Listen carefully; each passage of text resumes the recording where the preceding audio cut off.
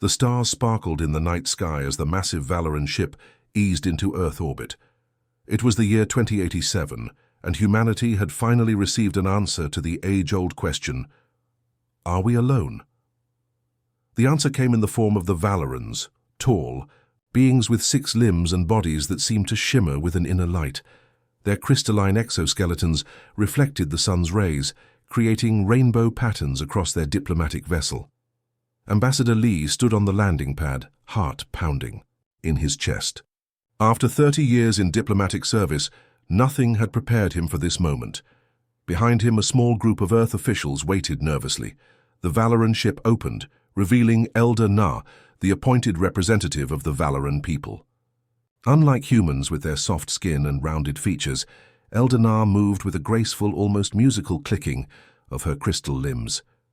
"We come seeking friendship," Elder Na said through the translation device. Her voice sounded like wind chimes in a gentle breeze. "Our scans detected your radio signals many cycles ago. We have watched your development with great interest." The following weeks saw a flurry of diplomatic meetings. The Valorans, it turned out, were not conquerors. They had mastered space travel centuries ago, but preferred exploration and knowledge-sharing to empire building. In their 1,000-year history of space exploration, they had encountered many species, most now part of what they called the Galactic Council. The Council governs trade routes and settles disputes between member species, Elder Na explained during one meeting. Ambassador Lee noticed how she seemed to hesitate when mentioning the Council. "You don't sound enthusiastic about this Council," Lee remarked. Elder Na's crystal body shifted colors slightly, which Lee had learned indicated concern. "The Council has changed in recent cycles. The Krell have gained significant influence. They believe in order through strength." The truth emerged slowly. The Valorans had been gradually losing political power within the Council to the Krell, a reptilian species who believed technological advancement should be tightly controlled. When scientists on Earth developed a cure for a genetic plague ravaging Valoran populations, the relationship between humans and Valorans deepened rapidly. Dr. Park, who led the research team that developed the cure, explained it simply. "Their genetic structure is complex, but follows patterns we recognized from our own research. The solution wasn't even that difficult once we understood the problem." The Valorans were grateful. More than grateful, they were impressed. Humans had solved in months a problem their scientists had struggled with for years. Elder Na, formally, proposed a mutual defense pact between Earth and the Valoran homeworlds. "Our peoples complement each other," she said during the signing ceremony. "Your adaptability and fresh perspective, our experience and technology. Together, we can achieve great things." Ambassador Lee signed the document with a sense of pride and hope. Humanity had not only made contact with an alien species, but had formed a meaningful alliance. The pact allowed for technology exchange, joint defense initiatives, and shared colonization efforts. The Valorans kept their promises. Within months, they began sharing technologies that transformed human society. More efficient energy systems, advanced medical techniques, and eventually, the prize humanity had dreamed of for generations: faster-than-light travel. Engineer Gill stood in awe as Valoran technicians installed the first FTL drive in Earth's flagship, the ECS Discovery. "It bends space rather than trying to overcome it," the Valoran engineer explained. "Your scientists grasped the concepts remarkably quickly, but not everyone in the galaxy celebrated this partnership." The Galactic Council, particularly the Krell representatives, watched with growing alarm as humans rapidly absorbed and improved upon Valoran technology. Council leader Kim, a Krell known for his hardline policies, called an emergency session. Representatives from all 13 member species gathered in the massive council chamber on the neutral world of Proxys. "The Valorans have violated our most sacred principle," Kim declared, his scaled face displayed on massive screens around the chamber. "Technology must be shared gradually, carefully. These humans are advancing too quickly, without the proper cultural safeguards." The debate lasted for days. Some species, like the peaceful Lumi, argued for patience and observation. Others, particularly those allied with the Krell, demanded immediate action. Unknown to both humans and Valorans, a vote was taken. 7 species voted for intervention, 6 against. The nature of this intervention remained classified at the highest levels. Back on Earth, celebrations continued. The first human Valoran joint colony was established on a planet humans named New Horizon. Ambassador Lee and Elder Na attended the ribbon-cutting ceremony for the colony's research center.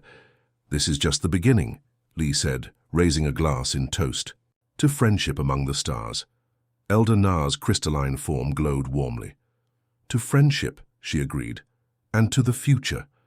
Neither of them knew that, several light years away, Council Leader Kim was authorizing the deployment of the Krell battle fleet. The future they toasted to would arrive sooner and more violently than anyone on Earth could imagine. The morning sky over Valora Prime dawned clear and beautiful, just like any other day. Children played in the crystal gardens, while adults went about their daily work. Ambassador Sun had just finished her morning coffee on the balcony of the Earth compound when she noticed something unusual in the sky, dark spots that seemed to be growing larger. "What are those?" her aide asked, pointing upward. Sun's blood ran cold as recognition dawned. After 15 years in space service, she knew exactly what those shapes were. "Council warships," she whispered. "Get to the communications center now." Across Valora Prime's main city, people stopped and looked up. The peaceful morning shattered as the first energy beams cut through the atmosphere, slicing through the tallest crystal spires. Buildings that had stood for centuries collapsed in seconds. Inside the Earth compound, Sun pushed past panicking staff members to reach the secure communications room. Her hands trembled as she activated the emergency broadcast system directly linked to Earth Command. "This is Ambassador Sun on Valora Prime," she said, fighting to keep her voice steady. "We are under attack by Council forces, multiple warships. No warning was given." She switched the feed to the external cameras, showing the destruction raining. Down on the city, the feed captured massive explosions as Council ships methodically targeted Valoran defense installations first, then civilian centers. The crystalline architecture of the Valorans, once so beautiful, now became a deadly hazard as buildings shattered, sending razor-sharp fragments flying through the streets. "They're jamming most frequencies," Sun reported. "But I'm maintaining this channel through our quantum link. The attack appears coordinated." A massive explosion rocked the compound, cutting her off momentarily. When she continued, blood trickled from a cut on her forehead. "I'm receiving reports that New Dawn and Valora Secondary are also under attack. This is a coordinated strike against all major Valoran colonies." On Earth, General Park stood frozen before the massive screens in Command Center 1. Around him, officers watched in horror as the live feed showed the beautiful cities they had come to know being systematically destroyed. "Get me the Council," Park demanded. "Someone find me a direct line to the Council representatives." "Sir," a communications officer replied, "they're blocking all diplomatic channels." The command center fell silent as they watched Ambassador Sun's final moments. The camera showed her looking over her shoulder as the compound walls breached. "They're deploying ground forces," she said calmly, though fear showed in her eyes. "This isn't just an orbital strike. They're here to—" The feed cut out abruptly. Park slammed his fist on the console. "Restore that link." "It's gone, sir," the technician said quietly. "The quantum entanglement has been broken." Through secondary feeds from automated Valoran satellites, Earth's military command watched helplessly as the next phase began. Council. Dropships landed among the ruins. Soldiers in heavy armor, mostly Krell but some from other Council species, moved methodically through the streets. "They're hunting survivors," Park's intelligence officer whispered. "This isn't a military operation, it's extermination." For 6 hours, they watched as 3 Valoran colonies, home to over 12 million beings, were systematically destroyed. The Council forces were thorough and experienced, leaving no building unsearched, no shelter intact. Late that night, a transmission broke through on all Earth channels. Commander Han of the Krell forces appeared on screens worldwide, his reptilian features set in what passed for a smile among his kind. "People of Earth," he said, voice eerily calm, "today you have witnessed the price of defiance. The Council has maintained peace for 1,000 years through careful control of technology and expansion. The Valorans chose to ignore our laws by sharing restricted technologies with an immature species. He leaned closer to the camera. This is not war, this is justice. The message ended as abruptly as it began, leaving humans around the world in stunned silence. In the following days, scattered reports came in from deep space. A few Valoran ships had managed to escape the initial assault, mostly research vessels that had been far from the colonies when the attack began. Some civilian transports had launched, despite the bombardment, though many were shot down before reaching safe jump distance. 1 week after the massacre, the first refugee ships began arriving in Earth orbit. Their hulls were scorched from near misses, their life support systems barely functioning. General Park was there when the first survivors were brought to the lunar base. "How many?" he asked the medical officer. 8,117, came the reply. "That's all we've accounted for, from a population of 12 million. Park watched as the Valorans were helped from their ships. Their crystalline bodies, normally vibrant with color, had dulled to a pale gray. Many were injured, their exoskeletons cracked or partially shattered. Children clung to adults, their normally musical voices silent. A Valoran elder approached Park, moving slowly, on damaged limbs. "They gave no warning," she said simply. "No chance to surrender or negotiate." Park nodded, unable to find words adequate for the moment. "We have brought our scientific archives," the elder continued, "and the genetic samples of our people. If nothing else survives of the Valorans, at least our knowledge and our essence might." That night, in a private meeting with Earth's highest leadership, Park made his position clear. "The Council believes they've taught us a lesson," he said, looking at each person around the table. "They expect us to cower, to surrender any Valoran technology, to beg for mercy." He stood straight, hands behind his back. "I propose we teach them what happens when you attack humanity's friends." The vote was unanimous. Earth would respond. Not with hasty revenge, but with something the Council would never expect from an immature species: patient, calculated, and absolute retribution. The public message from Earth's government was one of peace. "We seek diplomatic solutions to this tragic misunderstanding," read the official statement. Behind closed doors, Admiral Choi had different plans. "Our window is 6 months," she told the assembled military and industry leaders in an underground bunker beneath the Pacific Ocean. "The Council believes we're scared, confused, and mourning. We are all those things, but we're also getting ready." The next day, Choi signed Executive Order 117, giving her authority over global manufacturing. To the outside world, Earth appeared to be rebuilding its civilian infrastructure after shutting down the experimental FTL programs as a show of respect for Council concerns. In reality, every major shipyard and factory on the planet began retooling for war production. "The public can't know," Choi explained to her staff. "Not because we don't trust them, but because the Council has spies. Our grief must look genuine. Our fear must look real." In the Arizona desert, a massive complex emerged from the sand, built in just 30 days. Inside, Valoran engineer Jin moved between workstations where human scientists labored day and night. His crystalline body, once vibrant blue, had faded to a dull gray since the massacre, the Valoran equivalent of grief. "The Council ships use modulated energy fields," Jin explained, projecting a hologram for the team. "They're powerful, but predictable. They've had no reason to innovate for centuries." Dr. Pak, head of the shield development team, studied the diagram. "So they rotate shield frequencies on a standard pattern? That's surprisingly basic." Jin's body flickered briefly with color, a sad laugh. "The Council hasn't faced a serious military challenge in 500 years. Why improve what already works?" The team worked tirelessly, testing and refining. After 3 months, they achieved their breakthrough. "It's not just that we can match their shields," Pak explained to Admiral Choi during an inspection. "We can sync our weapons to hit, precisely when their shields cycle to their weakest phase." She activated a demonstration, showing how the new Earth weapons penetrated the simulated Council shields with minimal energy loss. "How many ships can we equip with this?" Choi asked. "All of them," Pak replied. "The system is elegant. Jin says it's the best work he's ever done." Meanwhile, in a facility beneath Lake Geneva, Intelligence Officer Kang worked with a team of hackers and recovered Valoran data specialists. Their target, the fragmented information from Council databases that surviving Valorans had managed to bring with them.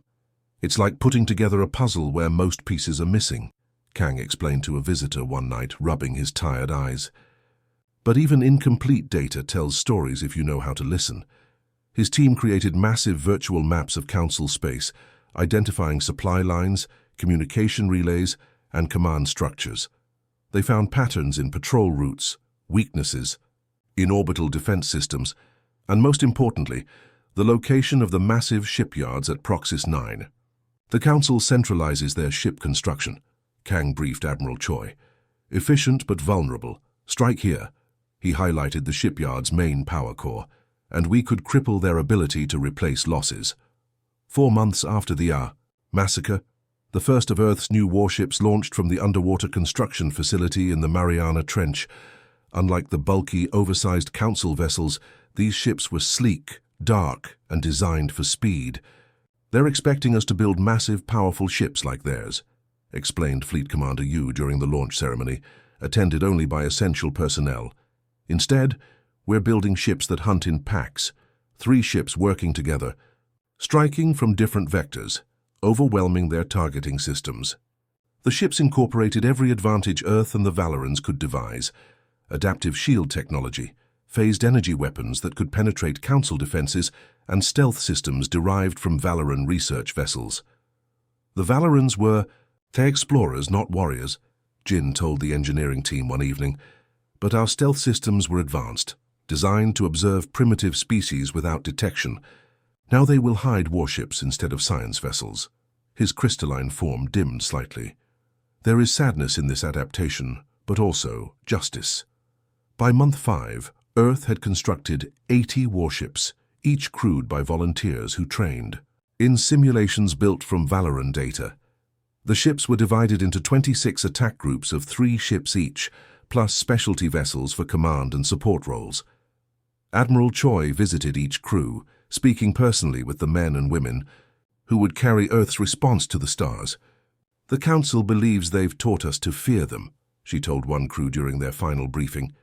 They don't understand humanity. We don't cower when threatened. We prepare. We don't surrender when struck. We strike back. In the final month, Earth's preparations intensified.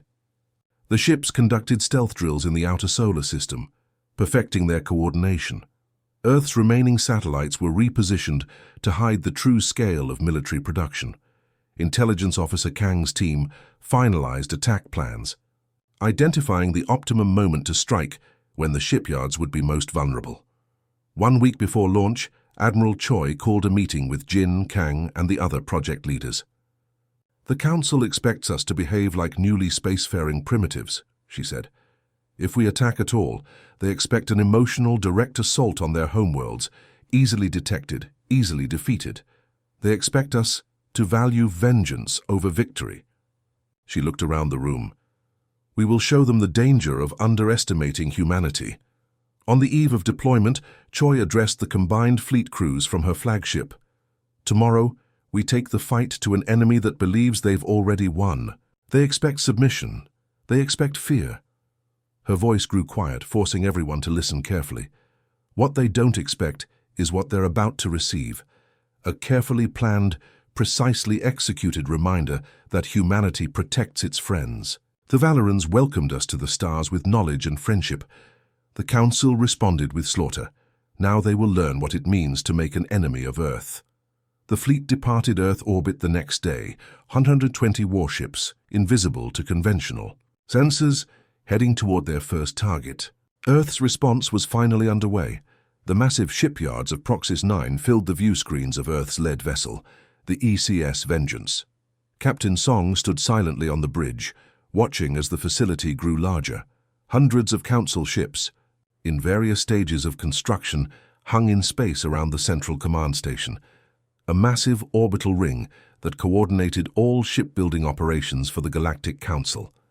Stealth Systems Holding, reported the sensor officer. They have no idea we're here. Song nodded, her face calm despite the weight of the moment. After 6 months of preparation, Earth's fleet had arrived at its first target. Not a civilian world, not a Krell homeworld, but the industrial heart of the Council's military power. "All ships report ready, Captain," said her communications officer. "Begin transmission to all Earth vessels," Song ordered.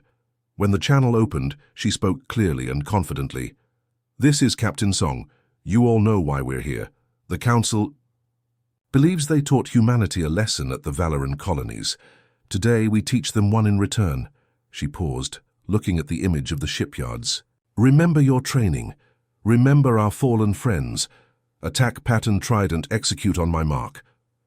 Throughout the fleet, crews moved to battle stations. The Earth ships had been divided into tight 3-vessel units, a formation that Admiral Choi had named triads. Each triad was designed to attack from multiple vectors, creating patterns that Council defense systems weren't programmed to recognize. "Mark," Song said quietly. The Earth fleet dropped their stealth fields simultaneously. On the Council station, alarms blared as sensors suddenly detected 120 warships that hadn't been there seconds before. "First wave, engage," Song ordered. 12 triads, 36 ships, accelerated toward the shipyards from different directions. Council defense systems activated, but struggled to track the smaller, faster Earth vessels. The Council had built their defenses to repel large-scale, head-on assaults.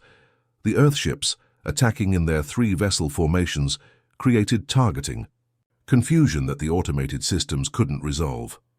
Inside the command station, Council controller Dax watched in disbelief as the first Earth ships opened fire. "Impossible," he muttered. "They're targeting the shield generators with precision strikes." He turned to his second in command. "How do they know exactly where to hit us?"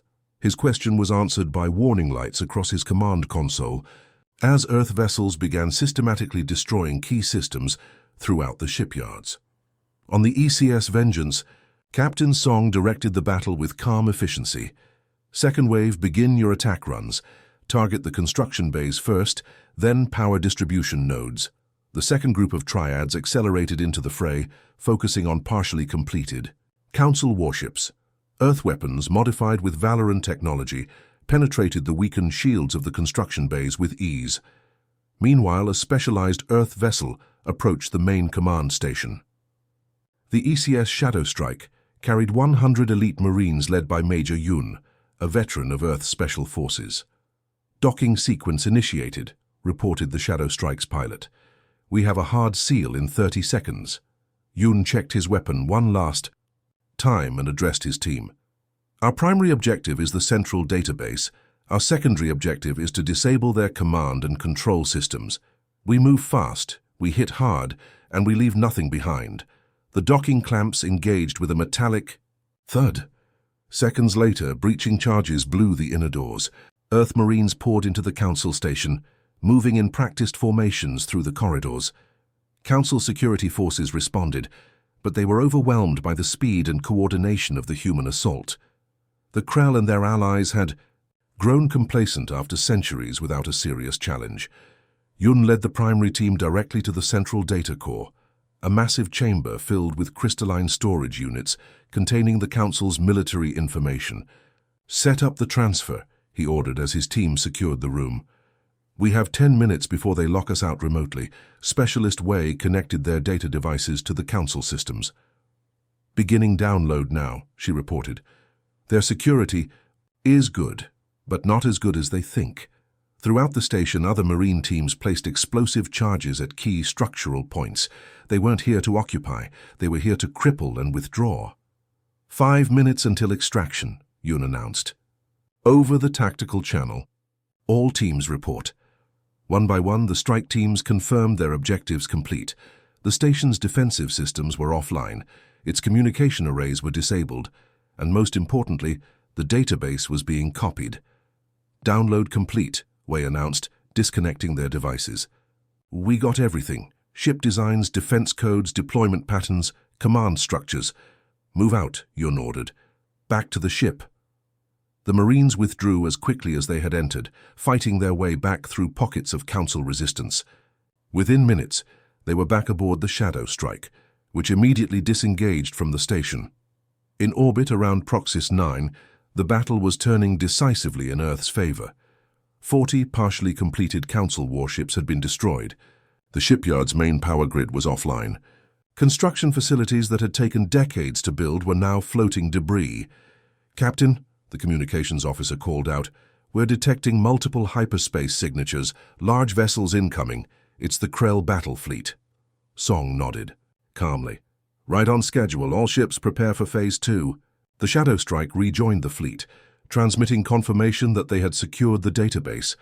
Song opened a channel to Major Yun. "Did you leave our message?" she asked. "Yes, Captain. It's set to broadcast throughout Council space once we're clear."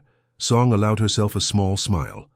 "All ships execute withdrawal plan, rendezvous at coordinates Alpha." The Earth fleet reassembled with practiced precision, then vanished into hyperspace moments before the Krell battle fleet arrived. High Commander Min found only the wreckage of what had once been the pride of Council military production.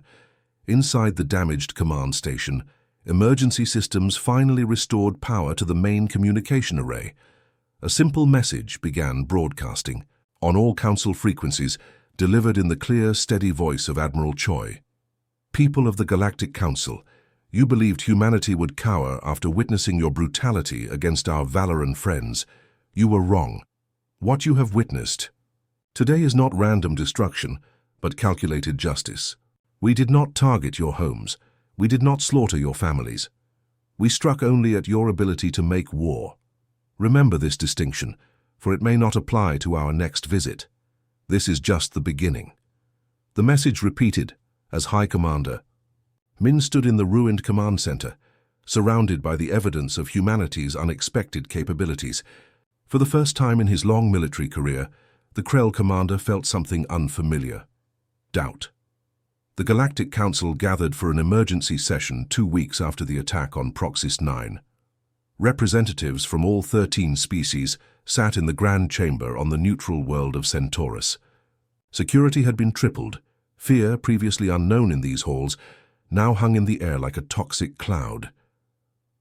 "They will strike our military bases next," insisted Council Leader Kim, his scaled Krell face flushed with rage. "We must consolidate our fleets to defend critical installations." Councillor Toru of the Lumi, one of the 6 who had voted against attacking the Valorans, shook his luminescent head.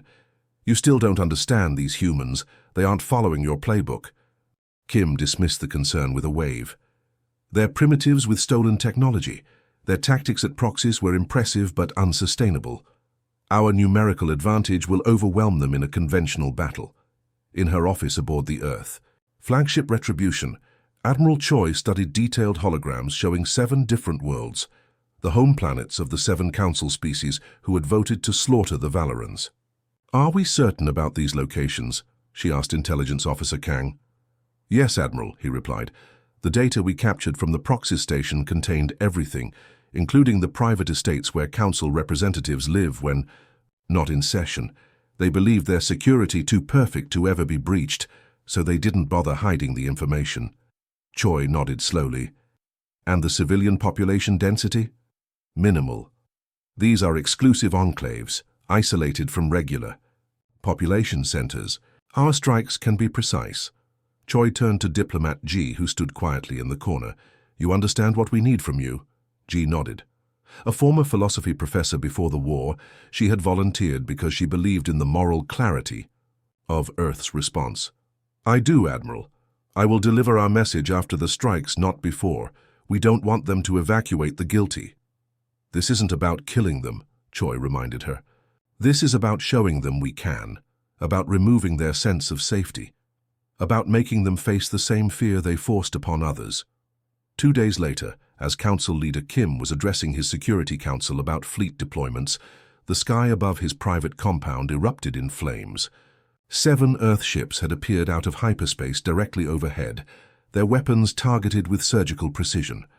The scene repeated simultaneously on 6 other worlds.